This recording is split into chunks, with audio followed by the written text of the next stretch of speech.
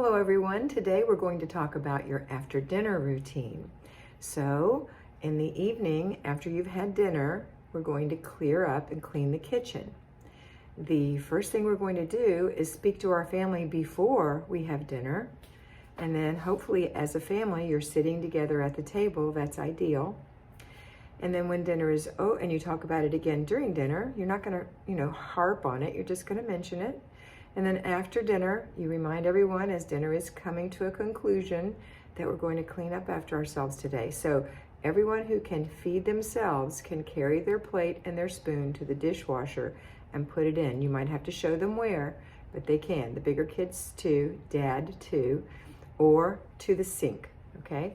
The next thing we're going to do is we're going to do wipe the table, wipe the counters, wipe the stove off, clean the pots and pans, sweep the floor. So however you want to distribute those jobs, I would recommend that you stay in the kitchen like the lighthouse sentinel, watching what's going on, keeping everybody happy, making sure the music is playing, and you clean the stovetop because it might be hot or it may have dangerous elements that you don't want the children around. And you clean the pots and pans because they're the hardest. Unless Dad volunteers for that, that will be great. Your husband, that will be great. But if not, that's okay. You clean it. And then the children can wipe the table. They can wipe the countertops. They can sweep the floor. Now, if you have one child, just give him one job. You do the rest. And when his job or her job is through, they can leave the kitchen, other than putting their dishes in the dishwasher. Even a 3-year-old can have a little cloth and wipe at the table. Okay, then you can let them go. If you have more than 2 children, for example, or 2 children or more rather, for example, you can have them alternate jobs. You can list the jobs on the wall and put numbers on them and say, today you're number 1, today you're number 2. You're going to do these 2 things and you're going to do these 2 things. And every other day you're 1 and every other day you're 2. And when you're number 1, you get to pick the music. That's an example. You can do it however you please. But the idea is that the family is involved, that you are not the servant, you're the homemaker. You're the CEO of your home, you oversee it, and ultimately everything does roll up to you. Someone has to be the homemaker, you are the homemaker. So that is the after dinner routine. Now I'm going to give you a way to think about the after dinner routine. It's called the Dishes Diva. And I talk about this in one of my older videos. And I like to use a Southern accent when I say it because it's just so much more fun. But I want you to imagine right now that you're washing dishes, that you're washing pots and pans, or maybe you have to wash all the dishes. And you're washing them, and somebody says, "Hon, would you get me the so-and-so?" And so you stop, you wipe your hands off, you go get the so-and-so, you bring them to them, or you help the children, whatever, and then you go back. It's very frustrating. So what I want you to remember is when you used to feed your infant, when you were feeding the baby, whether you were nursing or giving the baby a bottle, if somebody asked you to do something, you would say, "Not now, honey, I'm feeding the baby," right? So now, put a little Southern accent on that. If somebody asks you to do that, in your head, I want you to say, "Not now, I'm doing the dishes." It's just an attitude inside. You don't have to say it that way. But I want you to have that little attitude, "I'm doing the dishes." And I want you to enjoy cleaning your kitchen. What? Yes, I do. So when the children are gone and you want to put on your own music, that's fine. But I need you to have a candle if you like candles and light your candle. I need you to use some dish soap that you love. I prefer Mrs. Meyer's Honeysuckle. You might like Lemon Joy. It doesn't matter what you like as long as you like it. I suggest, if you can stand them, to wear rubber gloves. I suggest that you wear an apron. And I suggest that you stand on something that's comfortable, either a comfy little standing mat or some comfy slippers, whatever it is, so that you are in your element. You're listening to your music, you're doing the dishes, and you're taking your time and actually enjoying the process. Now, when I say take your time, you're not piddling around. You're still getting the dishes done and you're getting out of there, but you're enjoying the process of cleaning the kitchen. So you can take your cloth and wring it out and take it to if the child did the table and you need to do it again, wipe the table down, wipe the tops of the counters down, wipe your stove down, give it a little scrub.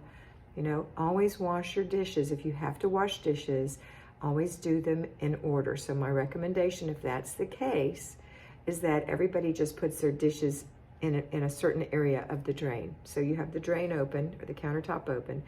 You put the warm soapy water in, and the silverware goes in the soapy water. So that goes in there.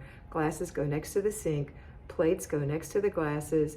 And then pots and pans go at the end. If you have any plasticware, it would go with the glasses. And the reason you do it this way is very old-fashioned, but it's because the greasier things go last.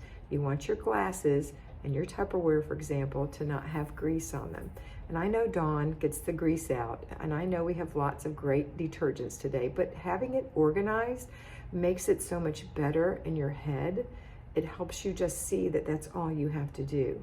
So wash your silverware and put it in the rinse water, and then put it in the drain rack. Wash your glasses, rinse them, put them on the drain rack.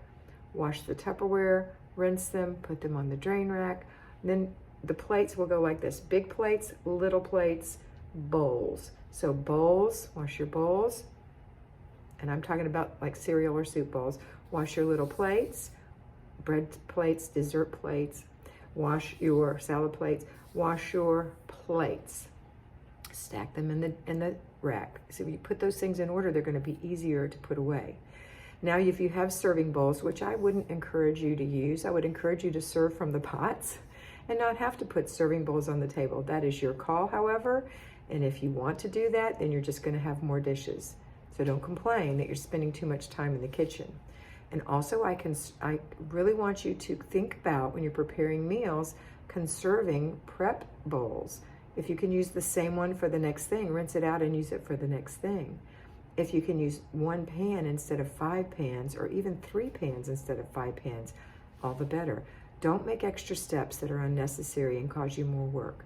So after you've washed the plates, the little plates, the bowls, then if you did have any serving bowls, those would be next. And then last would be the pots and pans. You may choose to dry your dishes. If you do, you may have to dry because you don't have enough room. I would suggest that you have a drain rack for your things, and also one of those drain sponges that you put on the countertop, or a towel, a bath towel folded over, a large towel, or several dish towels on top of each other to absorb, and put glasses there or pots and pans there, so you have enough room so everything can dry overnight, and in the morning the first thing you do is put them away. But that is how you are the dishes diva. Not now, I'm doing the dishes.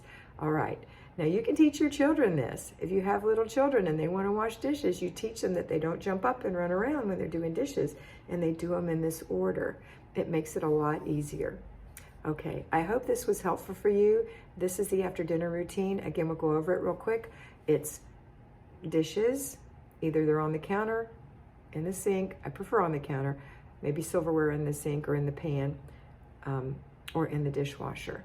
Table wiped down, counters wiped down, stove wiped down, pots and pans washed, and the floor swept up. My grandmother, who had 12 of her own children and kept over 600 infants for the Catholic Charities in her lifetime, so she always had a huge house full of people, always said that if you sweep a floor, it saves you mopping.